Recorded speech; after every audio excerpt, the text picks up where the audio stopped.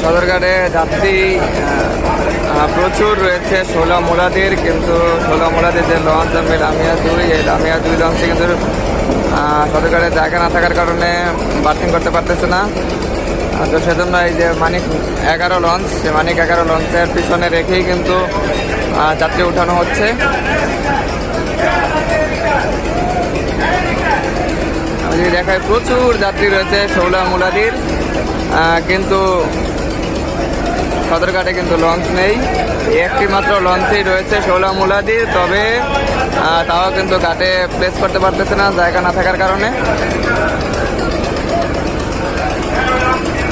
তার কারণে কিন্তু অন্য লঞ্চের পিছনে রেখে এবং যাত্রীরাও অন্য লঞ্চ দিয়ে তারপর ষোলা মোলাদির যে লঞ্চ লামিয়া 2, সেই লামিয়া 2 লঞ্চে কিন্তু উঠছে। ইতিমধ্যে কিন্তু লঞ্চটি ভরেও গেছে, হয়তো খুব বেশি সময় লাগবে না ছেড়ে যেতে।